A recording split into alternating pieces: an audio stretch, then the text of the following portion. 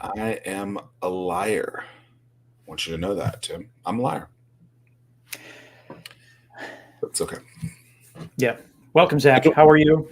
I'm fine, but now as a liar, I'm concerned that the audience is gonna know that their hopes and dreams are actually true. There's always next Thursday. I did say I was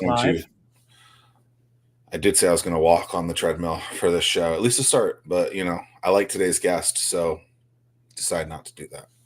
Is this a new shirt, Tim? It is a new shirt, yeah. Still black, but it's not the plain black.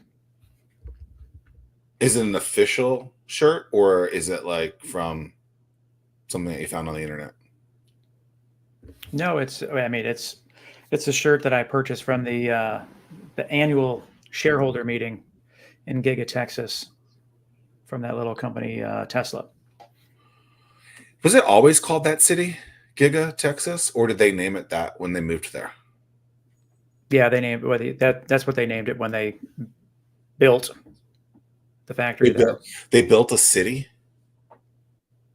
Well, I mean, it is a giant building. I mean, it's like the biggest building on Earth. Is it really? Did we talk about this? Yeah. I don't know. Well, I think that I don't know, but it is huge. Big enough that it could take you 20 minutes to walk from one side to the other. If you like, it's not like, hey, let me walk down the hall and talk to Johnny. What about Sally? Or Sally? It's a long. Is it weird seeing a really long building? Yes, as far as I can see. I mean, like when we were able to do a factory tour, and so when you're out there on the factory and you're looking down, I mean, like that building is it's just a giant rectangle, but it just goes and goes and goes and goes. It's wild. So you think your 8-hour shift is actually like 1 hour of walking? I don't know. They have bikes and all kinds of walkways and stuff where you can, like, if you have to bike from one side to the other. But no rocket ships. What about the flamethrower? It is not a flamethrower. That's the official name, because they couldn't. I don't know if you know that backstory. I hate to waste all this time on nonsense, but when they came out with those flamethrowers, they could not mail them because it's hazardous. So then they named it not a flamethrower so that they could be shipped. Okay, interesting. Well, we are. We're firing 223. Great start. Ready to have Franklin's finest, a real life hero. We did hear about that. Terrell, welcome to the show. Hello, gentlemen. How are you? We're great. Be careful who you call a gentleman. That's all I'll tell you. We've known each other. I will for say approximately anytime that we can bring Franklin into the fold, it's great. Yeah, I mean, like, you got big shoes to fill. Yes, and I just want to say thank you guys for having me on the show. I really appreciate it. Yeah. See if you thank us in an hour. Because Hub's peanuts. I mean, that's a tall task. That's what is it about living in Franklin and peanuts that it's just like, is it the peanut capital of the world? Because or at least the United States, like, it's like, are you guys sick of peanuts out there? You're like, no, like, we need peanuts a day. Like, a peanut a day keeps the doctor away. Like, what is it? Like, you know what's weird? We don't even we smell peanuts all day long. There's nothing like the smell of hot peanuts when you're walking out of Walmart, but it's not something that we just have like in the house on a regular or anything like that. I think we probably eat them just as much as anybody else. But well, I will say the smell of peanuts is a whole lot better than the smell of the paper factory, man. That absolutely. What is going on with that place now? Is that anything? Which one is that? International Paper. Yeah. What is that open again? It is. Oh, okay. It is, and it's actually strong. Good. Yeah, I like Franklin. They got great bones. Their downtown is cool. Yeah. You ever eat at Fred's, Zach? I think so. Is that the corner store? Fred's is amazing. Fred's on Main Street, man. It's it has the small town feel and all the great pictures of the city, and Fred's is a staple. I think I've eaten there Yeah. at least once. Yeah. Get the fried chicken. Oh, okay. Yeah. My first visit to Franklin, we that was our lunch stop. Mr. Jim Carroll. Shout out to Jim Carroll. That made sure that we had to stop there. So There you go. good stuff. So let's talk about what you got going on. Tell us about your business. I guess, are you born and raised in Franklin, or are you a transplant? How did you end up in Franklin? I am born and raised in Franklin. Nice. I grew up in Franklin. You know, I was around when we had Floyd, the catastrophic hurricane Oh that, yeah. you know, sunk us. I helped in the rebuild of that, you know, as a young teenage boy with my grandfather, helping to restore some of those buildings and businesses that were a staple to the community. So yeah, Franklin is my hometown. Uh, I went away to the Army and I did 8 years in the Army. And when I got out of the Army, I did 5 years in Atlanta, pursuing an entertainment career. And last year, July 2023, I made it on back to Franklin.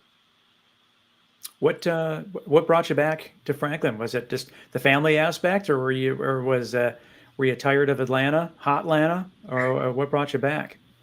Well, it was multiple things actually. And, you know, one of the main things was the writer and actor strike that was going on last year. I don't know if you guys remember that. Yeah.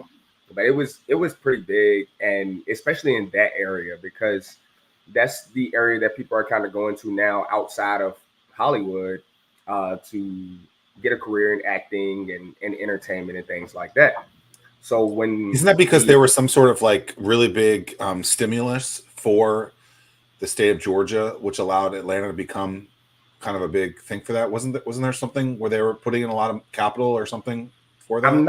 I'm not completely sure about it. I know they did have some major networks come to Atlanta. Like Netflix was one of them. When Netflix came to Atlanta, that kind of boosted everything. And then Tyler Perry opened up that massive studio down there as well. So it was, you know, it was one of those things where people, it's oversaturated. You have music artists, you have actors, you have writers, directors, everything. And when everybody was out of work, now those small jobs that were available for the up and coming actor, they kind of were gone, you know. So it made it rough. So back to Franklin, you moved. Is that how you started the business? Well, I moved back to Franklin, and I'll be honest with you, I really didn't have a plan. I didn't have a plan. I just knew that at the time, me and my wife, we were kind of, you know, trying everything in our power to make the entertainment uh, portion of our company workforce. And we were trying to, you know, I'm also an artist, a music artist. So I was doing shows and things like that, but it wasn't sustainable. And also after COVID, you know, my kids, they kind of got sheltered a lot because, you know, they couldn't go to school. And then after school, we started homeschooling.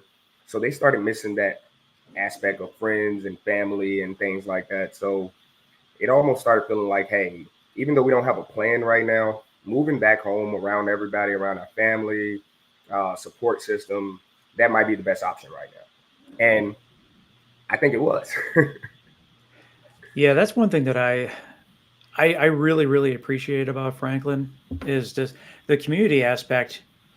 Man, that's like next level stuff. Like that community aspect in Franklin it's almost like a forgotten thing around the rest of the United States. And so I don't know, Zach, you probably don't even know. I sort of met Terrell. I was a judge at their, I guess, startup business competition, and Terrell was one of the finalists. But like, as all the different businesses were and founders were coming up to pitch their business, I mean, just that, man, like the community aspect, it's really, really cool. And like when you talk was about that the main event?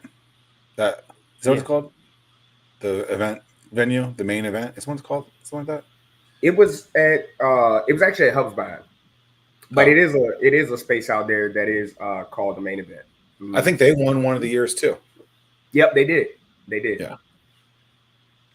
Yeah. So I mean, but it's like when the founders there, yeah, I mean, it's just, you all start businesses because there's a legit need for it, because it's like, hey, the closest one we have is X number of miles away, or so it's just it's very very different, and everybody jumps on board and supports one another, and I think that's man, it's just, I love going back to Franklin for that. Yeah, I mean, it's just, one, I load up on Hub's peanuts, but two, I love the community aspect of it, and yeah, it was I really enjoyed your pitch. I enjoyed your business.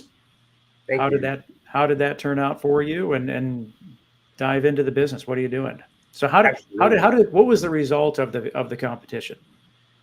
So the result of the competition was, drum roll please. I won the grand prize. I won There you first. go. I won first place. So you liked Tim as a judge, is what you're telling me. Okay. Got it. All right. Yeah, it was. I'll tell you, man.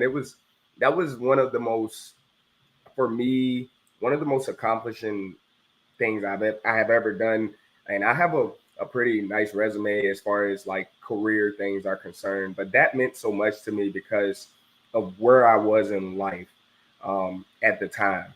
And what I mean by that is, this competition came up, and I'm working just a job, just trying to survive, trying to pay the bills. I got a big family. Me and my wife, we have 9 kids together. Um, so that was one of those things where it was like, okay, what's next? What's next? And I was scrolling Facebook one day, and the Franklin Southampton Startup Grant competition was coming back. I had heard about it, but I had been gone for so many years that I'd never really been a part of it or anything. So I told my wife, I said, hey, I'm gonna apply for this, and I'm gonna see what I can do. And it was a 6-week classes. We had to go to classes one day a week for 6 weeks, and that was mandatory. And after that phase, you had to have a business plan written. And after the business plan was written, you had to be prepared to pitch your business in front of a panel of judges. Um, so after going through that phase, it meant everything to me to hear my name and my business name come up in first place. So shout out to Franklin Sign the Startup Grant for that. Yeah, that was great. And I unfortunately I was not able to attend that second part of when the announcement was made. I was there for the pitch portion, Zach. But yeah, there were some really great companies. It's been able to do that the last 2 years, and it's been great. So I name think of I the was a company judge is. there. I think I was Oh, a were judge you? there a couple years ago. Yeah, like maybe 7 years ago. I feel like it's been going on for a while. I think this was the ninth, I think, maybe the Okay. ninth round of winners. I probably did year 2, let's say. Nice. And a lot of the businesses are still around. Oh yeah. And like Actually, all of the are winners they? are Okay. still around. I mean, So it That's a seemed very that telling way. story. Wow. Yeah. Because it so just seemed like that, because a lot of the former winners come back as part of the judge panel or as judges, or support the event itself. And so it just, for me as an outsider, it certainly seemed that way. But that's awesome. I think the year that I was a judge was a gym that won, maybe. that was actually, I think, maybe the second year. You might be right, but the gym, uh, I do know who's the owner of that gym. Okay. Yeah, and my son actually trains with them. So yeah, you're right on. So name Yeah, your company is. these are Main Oh, go Street ahead. businesses, I think, historically, right? So it's not a lot of digital tech businesses. Um, Until so now. yeah, sure. One of the requirements is you have to open a brick and mortar business. Okay, there you go. And I think that's a great thing for the city because we don't have a lot of attractions, and we don't have a lot of businesses. When we want to do some of the smallest things to everybody else, we got to go like an hour just for uh, a variety of grocery stores. So anytime we're able to get a new business here in Franklin, whether small or big, it's like, it's a major thing. So let's jump into Jett Production Company. What is that, and what do you do? So Jett Production Company is a startup audio and video production company. We create businesses for individuals and brands, businesses alike, and that consists of training videos, testimonials, brand awareness, so many things to boost a brand's marketing and their appearance and their social media, which is a driving factor in today's business. So that's what we do. We also do audio recording, like for recording artists who want to produce their next major hit song, and I'm also trying to get into films. I'm definitely trying to write my first film and get that produced and put out. And I want to kind of showcase this area because there's so much history here in the city of Franklin and Southampton County.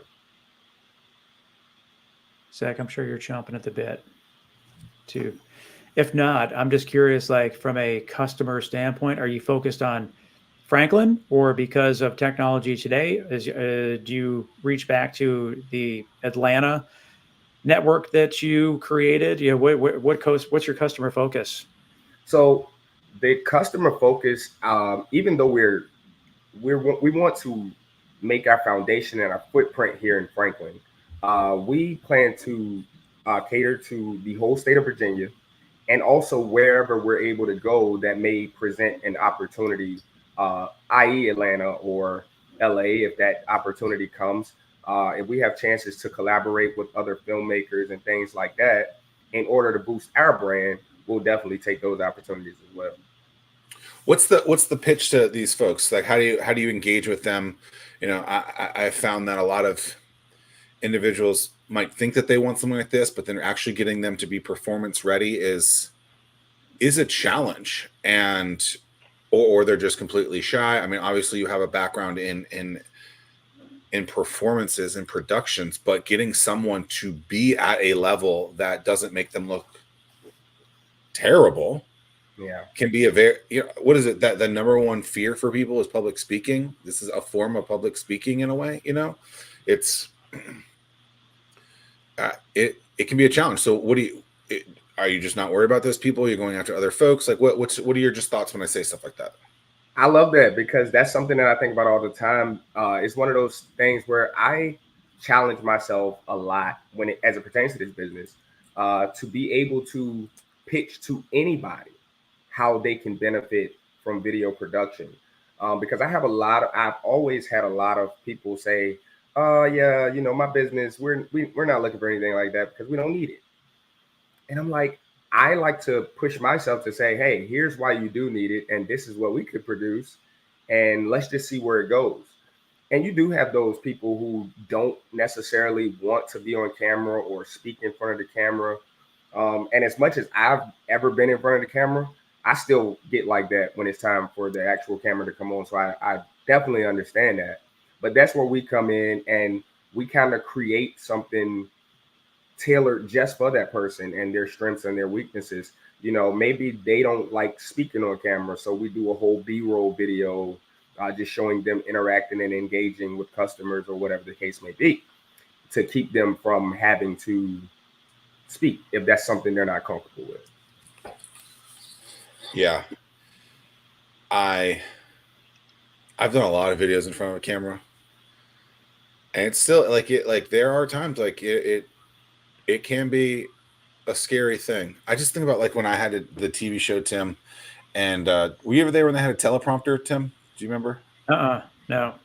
I just can't read, so I'd be like, the house is black. End quote. End quote. Yeah. In San Diego? ? Like it's a challenge. It's a skill, and people. But you know what? Let me say this too, Zach. Yeah. Let me say this too. Another thing that we are offering once we are able to open up our studio, we have secured a building here in Franklin. We're actually going to be located right across the bridge when you come into Franklin, downtown, beside International Paper. So we're looking forward to that. But one of the things that we are offering is certain classes and training for people who want to, uh, say, for instance, be better public speakers or have a career in entertainment or photography or videography, whatever it is. Because me, as a kid in this area, these were things that I looked for, but they weren't available to me. So unless you play baseball or basketball or football or something like that, there really wasn't a space for you. So I'm glad to be able to come back and now be able to provide something like that for the creative bunch of people. What? So you secured the space. When are you looking to open? I'm actually looking to open this fall. Right now, we've thrown a couple of dates out there, but right now it's just a matter of how much I'm able to do. Uh, I have my wants and my needs, of course.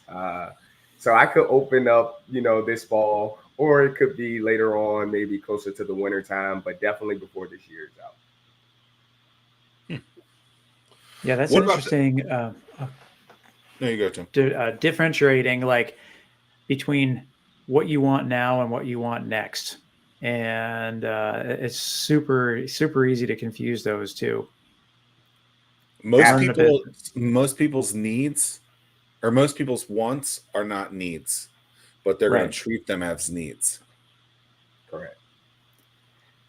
Yeah, because I mean, you're in a position where, yeah, opening a store is great, but I'm sure that just A lot of you can inventory. do a lot of stuff right now to generate revenue. Equipment So, isn't cheap either. right. I think you used the word high end in here somewhere. As I'm looking at the thing that you filled out, high quality audio, right? That's not a $10 microphone. No. No. And that's why the education part for customers is so important, because this area who's not really used to Mm. this type of service, we knew that that would be a challenge coming into it, but I've had a lot of people ask me, like, you know, as good as our phones are today, I can just, use my phone and I pretty much get the same thing. But me being a person who have tried to make the highest quality content with a phone, and and then making content on $10,000 cameras, it's a big difference. Your whole image changes based off the pixelation in the camera. Well, not to mention, if you're going to use your phone, you need a microphone Correct. because you can't use your phone's mic. People will do it, but you still at the bare minimum, you have to at least go and invest in some sort of microphone if you're going to do that. But like you said, there's a huge difference, Right. and it's. And my thing was, when we were in Atlanta, we did it by ourselves so much. And when I say by ourselves, I'm talking about creating content and things like that. We did it on our own budget. We didn't have a lot of money to be able to put into it.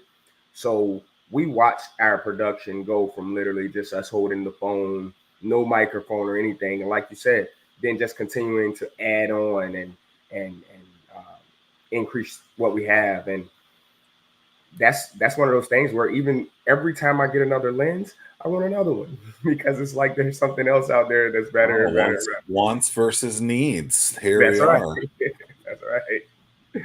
Well, we're in a world where there's, I don't know if this is true, but I'm gonna make it up. More content being created now than the day before, or something like that, right? So there's just a ton of people are creating, posting, and creating, attention hopers, if you will, right? They're hoping to get a lot of attention. What's something that you think people can do to garner more attention from the content that they're producing?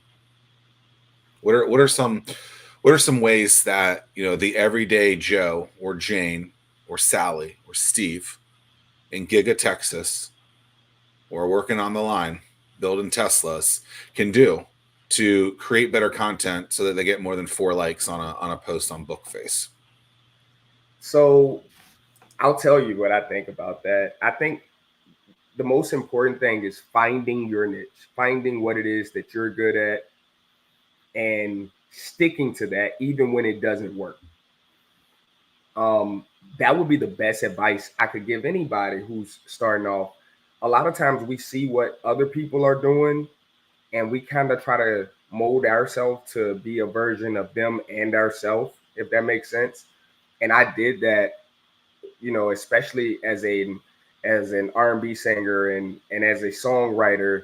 It's like, oh, I have to sound like this, or I have to do this, or I have to have this kind of thing going on. But really, my stuff didn't start taking off until I just started saying, hey, I'm just going to do what I'm good at, and whether people like it or don't like it, that's what I'm going to do, and I'm going to stick to it. So some days it did hurt just seeing, uh, 30 views on a video that took me a pretty long time to make. But you need those times in order to be able to understand the journey when you get a million views.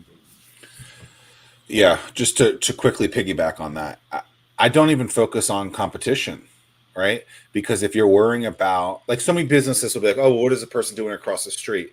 And it's just like, yeah, but if you're trying to be them, like, what are you missing out on? If you're, because people focus so much time on that type of stuff, and it's just like, don't. And I think what you just said is great. Like, the most successful people are anomalies, right? And if you're trying to be the next Taylor Swift, or the next Beyonce, or the next Prince, or whoever, it's like, be the next you. That will make you so successful. And growing up, obviously you can see the Rock poster. I watched a lot of wrestling. Like, you have to create your own gimmick. Yeah. And that gimmick has to be the thing that gets over. And if you're just trying to be the same as someone else down the street, like, it's probably not going to work. So that's why Tim is the tool man, Ryan. No, it doesn't work that way. But yeah, it's hard. It's tough, and it's one of those things you don't know what it's going to take to catch, to trigger that next level of exposure, or whatever the case is. It's super, super tough. Yeah, live your own dreams. Yeah. So how are things going? Everyone embracing you? I mean, I'll tell you the truth. It's been, these last few months have been a pleasant journey. I'll tell you that. The whole time that I was going to the Franklin Southampton grant program, we didn't have a car. Me and my wife hadn't had a car since December of last year. So, everywhere I was walking to, I was able to walk to work, which was working for the city at the time. I was able to walk to work. And then because the program, well, where they were having the program was so close by, I was able to walk there too. But that was through the elements, and some days it was hot, some days it was cold. But I just kept pushing. Because I felt like, this is gonna pay off. This is gonna pay off, and I just kept reminding myself that, even up to the last week. I almost didn't come to pitch night because I was just so overwhelmed with my personal life and things that were going on in my life. But I pushed, and I pressed, and I went anyway, and I did it. And then I was able to win, and that was something I told my wife. I said, I just needed a win more than anything, because for all my life and all the things that I've done, it's always been like, oh, this was great, but not good enough. This was awesome, but it wasn't what we're looking for, or whatever the case may be. So now, to actually put that foot forward, press, get that win, that was amazing. And to answer your question, the response has been, so amazing. Everybody's been congratulating and trying to figure out how they can work with me in some way or capacity. And that's always good, to have those type of people around. Yeah, bet on yourself and raise your damn hand. You never know what can happen when you do that. Yeah. That's right. I'm curious, how often do you reach back and lean on to the skills or attitudes or anything from the Army days? I'm a veteran from the Air Force, and, like, to me, as turning into founder slash grinder. Yeah, I mean, like I learned some really, really valuable lessons, and I'm just curious if you often go back to those times, and that gives you the grit to keep on going through to push through to accomplish the mission. Absolutely. My time in the military has always been um, it's always been something that I've always appreciated because me personally, I actually dropped out of high school. And it's something that a lot of people don't know. I dropped out of high school, and I ended up having to go to a military school that was in Virginia Beach, Virginia. And while there, I obtained my GED. And one of the graduation requirements were you had to have post placement. And that allowed me to be able to join the Army. So straight from that school, I went to the Army, did 8 years, got out as a sergeant. And that's pretty much my whole makeup. That discipline that I learned in the military, you know, you really don't lose it. You really don't lose it. And that's Yeah. one of those things that with my children and everything, I'm not gonna say I walk around like drill sergeant and make them, but at the same time, you know, they get those same type of lessons that my soldiers used to get, where, hey, let's have this conversation. Let's think about what you just did and how it could have been better. And these are things that senior enlisted soldiers did for me. And I had a lot of great mentors while serving in the military who made me open up my mind and teach me how to be a great leader. So yeah, I lean on a lot. And I'm glad that I had that experience in my life because some people that I actually grew up with and things like that, they didn't have that same experience, and our lives went maybe two total different directions. Yeah, it's interesting. I mean, it's just when times get tough, when you're wearing that uniform, you have no choice but to accomplish the mission. Yeah, That's I mean, correct. there is not an excuse as to why you weren't able to complete what you were told to do. So, for me personally, that's one of the things that I bring to the table. Is like, all right, what can we do? It's not what let's not focus on what we can't do, but what can we do Yeah. to get us one step closer. Tell me about the name. How'd you come up with the name Jett? Awesome, because Jett Production Company is actually short for Majette, which is my last name. Yeah, I can't believe I didn't pick up on that. Yeah, I'm looking at the form. I was now it makes sense. I'm literally looking at the form trying to figure it out. I couldn't. Yeah. I'm like, okay, like maybe this guy's a Justin Jefferson fan. Was that like your Jets. nickname in the military? It was, and you still have people call me Jett to this day. But it was something that I had a company before. We tried to do the entertainment thing in Atlanta, like I keep talking about, and it didn't work out for the reasons that it did. And when I came back here, I was actually trying to reestablish that brand that I had worked so hard to build. But you go through phases in business and in life where it's like, you know what, this entire chapter of my life has to close, and I have to refocus and open this chapter. So one of those things was thinking about the longevity. I want to be around for years and years and years. And even at that building that we just got, me and my wife, we used to drive by as kids with our grandparents and say, hey, I want to own this building. I want to own that building in downtown Franklin. And one of those buildings is the one we have now. So I was like, you know what? This time I'm putting my name on it. That's I remember vividly. So many years ago, I started a business incubator in the Williamsburg area of Virginia, and like that was one of those moments when I was sitting with someone who was just a great mentor of mine that I have tons of respect for it, and we were sitting down, and we were the name of the incubator was called the Launchpad, and we're sitting down, and in the sign, people were putting the sign up on the side of the building, and my mentor was like, take it in. This is an important moment, and it really was. I mean, it's just like for you to see something like that, or just to see the sign on the door, whatever the case is. I mean, it's just, yeah, I mean, you got to celebrate those wins and take it all in. Yeah, I'll be honest, man. The first time I got the keys and I went and turned the keys, I just broke down in tears like a little baby, just standing right in the doorway, just sitting there crying because, I just started thinking about that journey and being a little boy saying, one day I'm gonna open me up a studio and to walk inside a 7,000 square foot building, like this is yours. It's like, man, full circle, Did you cry, Tim? No, I did not cry, but it also, that wasn't my name. Huh? Who was the mentor? Skip Campana. Skip's a great guy. Yeah. Do I know him? Yeah. He played a big part in all the celebrations that we had.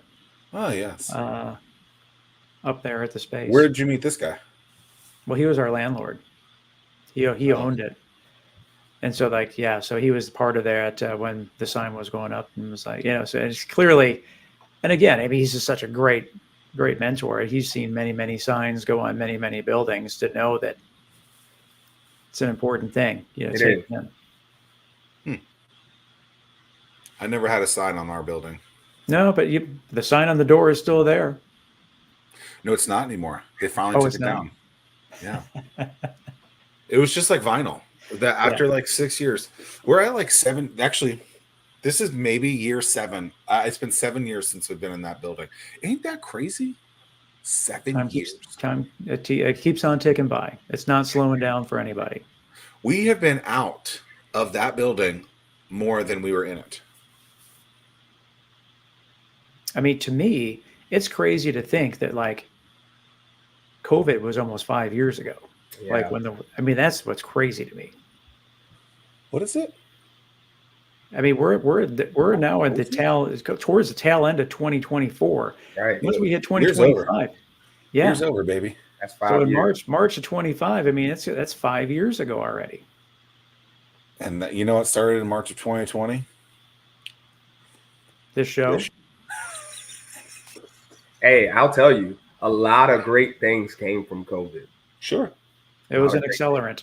A lot of great things came from COVID. That's when I was able to start writing music every day, and I made my biggest selling album during COVID. Yeah, it was time for everybody to come up with something different because we didn't know anymore. Yeah, it accelerated things both for the good and for the bad. Right. So, like, if things weren't going well for you, it just it promoted you having to shut down those doors sooner than you had hoped. It was like it was always interesting, like the businesses that closed like day 2 of COVID. I'm like, how are you closing day 2? Like it was a little sus, as the kids say, a little sus. Yeah. I digress. No, well, I think we all did. But the fact that it was almost 5 years ago is just, it's crazy. I'm still mad I didn't realize the last name was the name in the company name. I put those two together. It's obnoxious. It's okay. It's okay, Zach. Yeah, so I just really see like the good that you can do for the Franklin community, but also, I mean, there's this.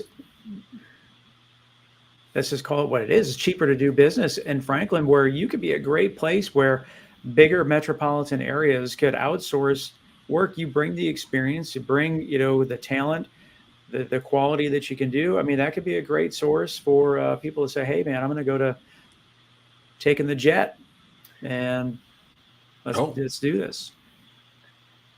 Let me write that down, Tim. Take the Jett. And when we use take flight right now, that's definitely what we use. But listen, I'll tell you this. One of the things that really helped me with this decision as well, just to piggyback off what you said, was the fact that I had an advantage by working in the community development department for the city of Franklin. I worked there as a permit technician, and that allowed me to be able to kind of know what's going on in the city, know about the businesses, the residents, everything. And one of those things, and I mean, being able to work with those people every day and worked with business owners and contractors, and it helped me so much to understand like what the market was for Franklin or what people were looking for in the city and things of that nature. So that was a great advantage for me. And then I also got to see that so many people from the Taiwan area are actually buying houses in Franklin right now to get out of that area.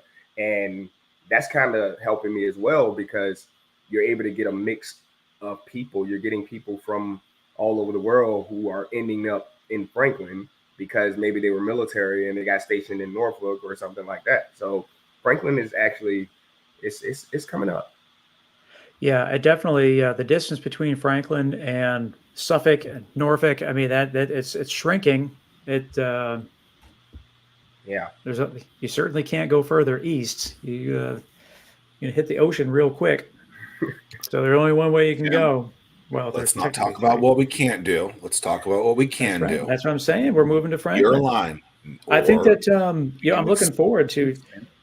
Terrell's going to have to let us know. I think it'd be fun to take a trip to Franklin and do a live podcast from your studio once Oh, you that get would it be up and going. awesome. That'd be fun. That would be awesome. Is there any? we don't do very well outside of the internet, Tim.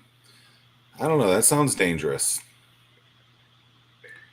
We've done the show outside of this way once. Yep. But it was 3 separate episodes, but we shot it at once.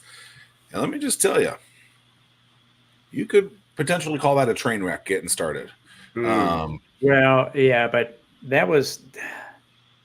I think that was very unique.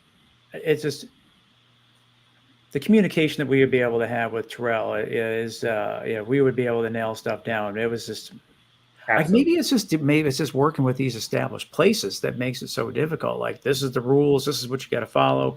We're kind of going through something close to that right now. But you are. That sucks. It's just and I'm just not experienced with. Hey, this is the equipment that you need to hook up to this board and yada, yada. I mean, like, dude, that stuff just flies right over my head. I mean, one of the things that we are putting inside of our building is an actual podcast studio because it is something that has definitely boosted since COVID. I know I probably watch more podcasts than TV. I'm sure of it.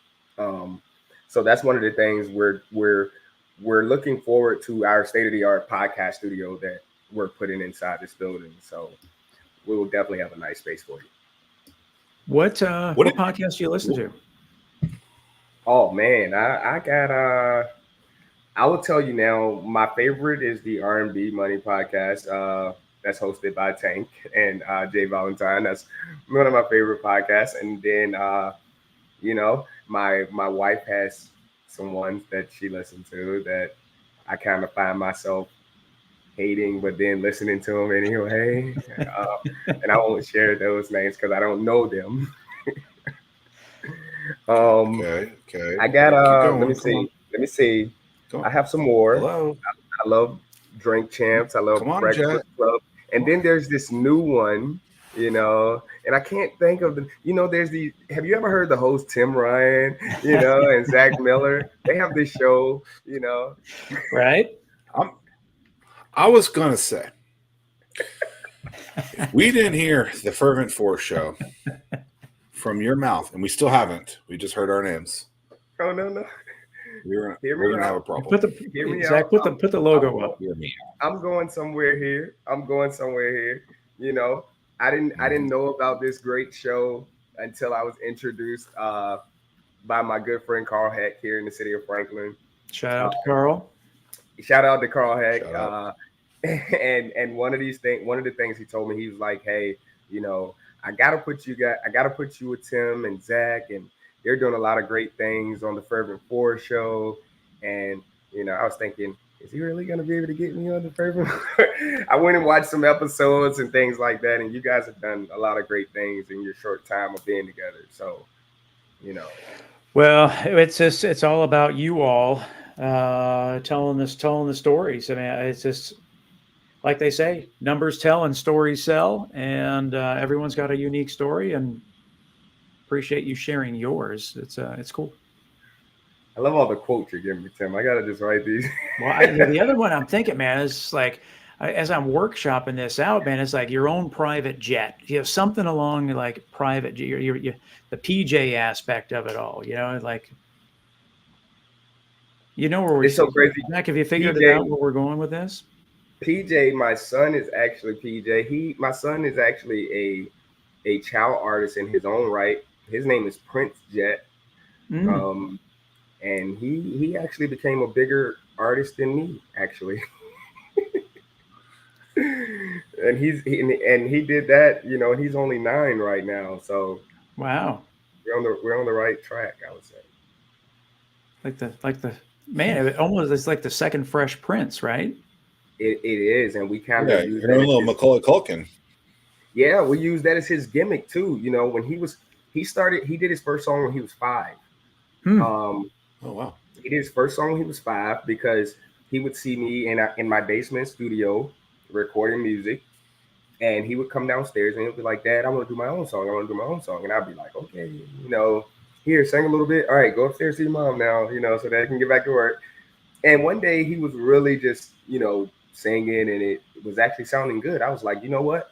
I'm gonna go ahead and cut the microphone on and just tell him what to say and give him the words, and he nailed it. And we didn't look back. We had the little Wow. gimmick where he would show up to his shows and he would wear a Prince crown. He would he would wear his whole crown, and and the little kids was like, Prince Jett, Prince Jett, beautiful. I mean, you could be onto something here. I mean, you got all the makings to do videos and make him a social media sensation, if you will. Yeah, my kids are great. My kids are great because they're a big um, part of my team. My 16-year-old bonus son, he has been basically my lead videographer, for the past 5 years, and just training and learning. And now it's so good because he's went on and he did an internship with a company called Gumbo Media in Chicago this summer. So he's a strong asset for me now, and it's all only because, hey, there were times when I didn't have anybody else, and I'll say, hey, here, son, hold this, do this, zoom in, Mm. and teaching them, what's an ISO, what's a shutter speed, what's this, what's that, and now he's great. I feel comfortable to send him on a job by himself, and he'll do a great job. Yeah, well, and I think that it's super important to continue to have like the younger kids, if you will. They know what the younger generation wants, what they're attracted to, what they're going to watch before they swipe up, down, left, right, whatever way they're swiping. So bringing on what's new and what's next is super important. So having that fresh viewpoint is super solid as well. Absolutely, and that was one of the things that I noticed this summer when he came back from the internship. He was just firing things off, and he didn't even sound like the same kid. He was like, "Yeah, Dad, we could get into this, and we can get into that," and I'm just like, Yeah. What do you think it is? Do you think that kids are not shy of cameras because they're kids, or is it because they've been in front of cameras for their whole life, or is it I both? don't, I don't know. I think before that fear takes over, we all kind of have a little more. I don't know. You can get little kids to do more things than you can get the older kids to do. Um, but then that fear starts to creep in, and that kind of happened with my son too. He went from like 5 to 8, just loving being who he was and being that center of attention and all of that. And then it's like as soon as 9 came in, and now he's kind of older and he has friends and they're into other things. It's like, oh, they're gonna pick on me, or so Mm, then that fear creeps in, yeah. and you either have to kind of fight through that as a child, or it'll kind of consume you. Me personally, I was the kind of the same way. I had been on camera and doing stage plays and things like that since I was like 8 years old. Um, but still, every time I got on stage after that, I was always terrified. I'm always shaking, and my family, they used to be like, "What's wrong? You're gonna do a great job." But still, it's just that I want to do a great job so bad that I'm always thinking, "Hey, something could go wrong here." And I used to always say that when I start to get too comfortable, then I'm doing something wrong. I don't want to get too comfortable. I want to stay in that fear of failure type mindset when I'm doing anything. And it's not easy. Even with a lot of No. practice, you never know when a live crowd is there. What's Well, going to and you happen? never know. Like, I didn't even really think about this until now, but it just all it takes is that one comment from that one jerk kid that can just sink someone's confidence. It's like how many people have been that could have been the next Taylor Swift or Zach Bryan or whoever, but there was the one person that just etched enough uh, doubt in someone's mind to prevent them from pursuing. And it could have been their parents too. Yeah, Or I think it could be anywhere. Yeah. and that's a good point, Zach. I really do think that's a good point. Because I did kind of have the parent who was, she loved me, she supported me, but she couldn't see past what where we are. She couldn't see someone from Franklin actually going and being a major star, considering where we came from, and more importantly, considering their status in the area where we came from.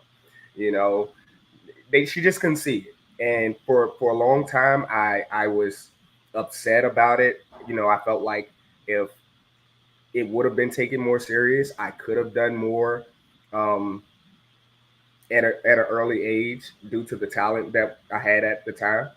But now that I've gotten older, I've kind of had that understanding that, hey, she did the best she could considering whatever factors she had in her life and in her upbringing.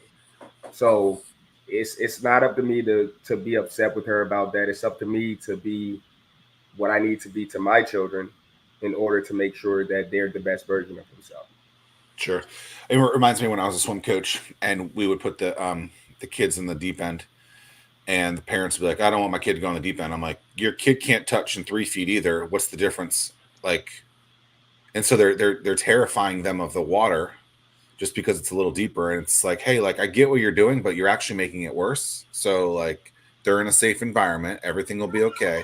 We're all lifeguards, but it's just, I don't know. Like parents, I think parents can be a real, can definitely be a challenge. So, Tim, No, I agree. It's you're afraid of the no, water?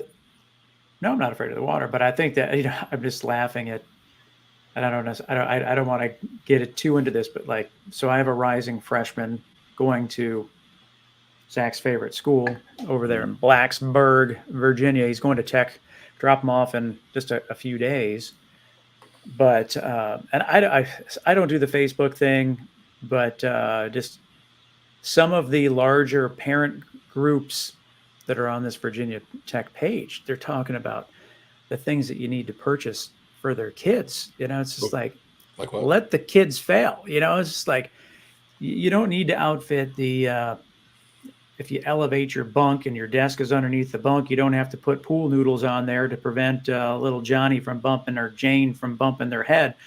Sometimes they need to bump their head on the bed so that they don't bump it on again. It's just some of the stuff is kind of ridiculous. It's just like, I don't think that my kids would ever want us to helicopter them to the level of what is reported. Also, these are the parents whose kids have never done laundry. They don't take out the trash. No, honestly, I remember I don't know if Madison went through this, Tim, her first year, but I remember I was in the dorms and these kids didn't know how to do their laundry, and I'm just looking at them like, I've been doing this for 10 years, 15 years, like, y'all are donkeys. I think the funniest one, guys, was like debating on what size garbage can we should buy the guys in their dorm room. If it's a small garbage can, it may fill up too fast. But if it's a large garbage can, then the trash might might be stinky, and so I just don't know what's. It's like, let them figure it out. I mean, it's just like this is you got to be pretty smart to get into tech. I mean, this is there's just no slouches, getting in there. I mean, we were nervous, about Drew getting well. I mean, Zach, this is your hatred towards tech, but 54,000 people apply and they accept 7,000. I mean, it's just the odds are not in your favor. But point being, you got to be fairly intelligent to figure out when it's time to take out the trash. If not, you shouldn't be there to begin with. Love where this show went with that. So it is interesting that the AI bot that you use will say something about trash and Virginia Tech in the same summary. So this is going to be great. I can't wait to hear how it pulls that together. But I'm excited for him to go there. Yeah. Hopefully he figures out to get the trash can situation. Yeah. But Terrell, circling everything back. I mean, like, so when you're bringing someone into your studio and you're recording them and they're nervous, it's just like, you just got to let it, have that gentle touch and guide them in the right direction. And you certainly can't kill their confidence. And the same goes for founders with businesses as well. You got to encourage them to figure it out. And I will say that's what I believe my strong suit is. I'm a very easygoing guy. Not just for this podcast, but just all the time. I'm a very easygoing guy, and I know that people have these feelings, and I kind of grew up like that, being the choir director of the church, and you have a bunch of adults who I'm teaching parts to songs and things like that. So I kind of always had a lot of experience as a leader, but now being from a production standpoint, I want people to be the best version of themselves, especially those people who really want that career, and I'll never forget, I had a young girl, maybe this was about 3 years ago now. Her mom wanted me to help her write her first song. And she wanted me to record her first song. Let me make sure I tell this story correct. She wanted me to record her first song. So I'm thinking to myself, I'm like, okay, that's fine. That's basically just utilizing the space. I'll record it, and edit it and send it to her. That'll be the end of it. And when they came in, I was like, okay, where's the music? Where's the lyrics? Where's anything? And she was like, well, I don't have music. I just have some words here from a poem that I wrote. And, she was like, I was hoping you could help me with the rest. So we sat there and I got the music ready for her, and we literally went through each line of that song, and I helped her, and she was nervous, and after it was all said and done, she wrote a hit. we got a hit of it, So I do know that you just want to kind of meet people where they are. You want to meet people where they are. You can always tell when someone's really nervous about doing something, and there's just, I have little small things that I do to try to help someone push through that moment.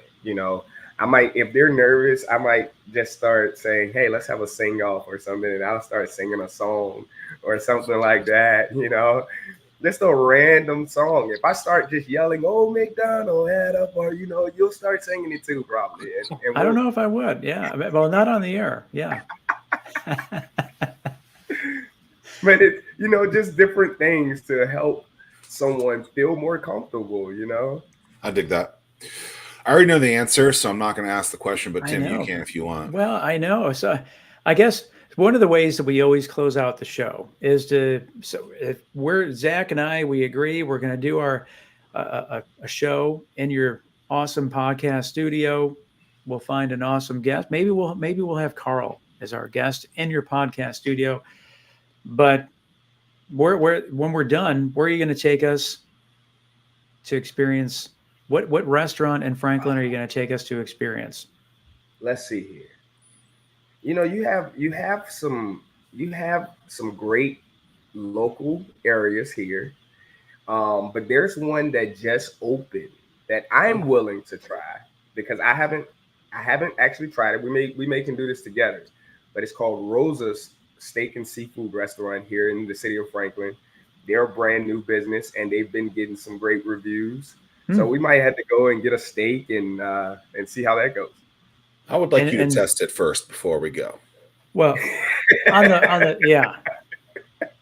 the flip side, you didn't say Fred's. I thought he was going to say Fred's. Well, I'm with you. I was tracking with you. But on the flip side, you're coming west, or you're coming east. You're coming towards us in the heart of Hampton Roads. What's the one place you want to like? Hey, I got to hit this place before I roll back to Franklin. Oh, I don't. You know what?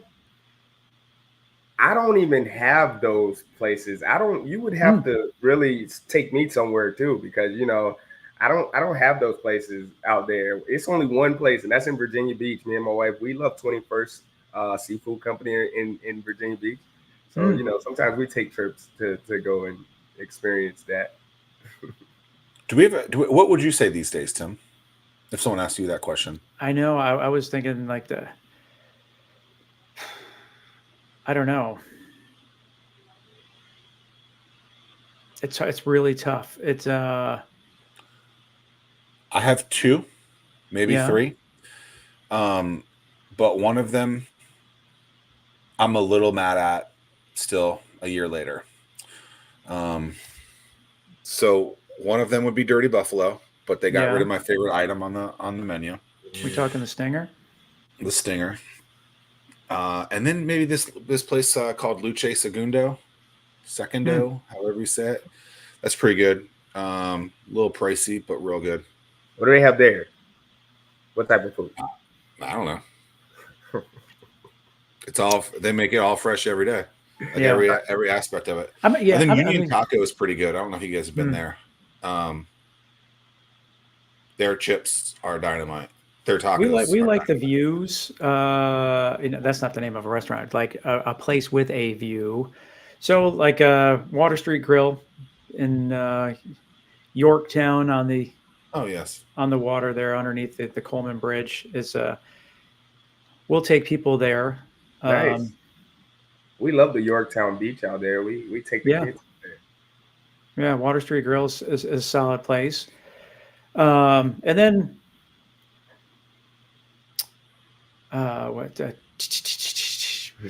trying to anywhere. I mean, I'm trying to think of the place. I'm drawing a blank on the name, Zach. I don't know. On the boardwalk. Yeah, well, I used to like Orange Crushes until I found out they weren't really from here. So that's not true, though. I think that we need to take control of that and bring it back. I think that's all fake news. Delaware and Maryland. I think they're just trying to. No, they're trying to hijack it. Yeah, you looked it up.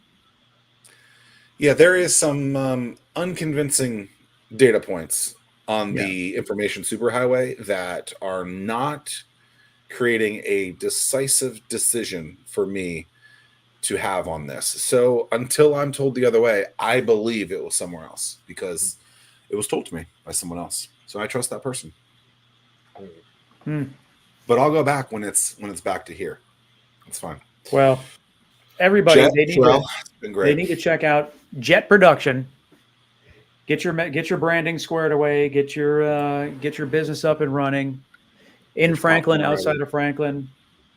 Yes. Thank you guys so much for having me today. I really appreciate it. Yeah, and I can't wait till the next time.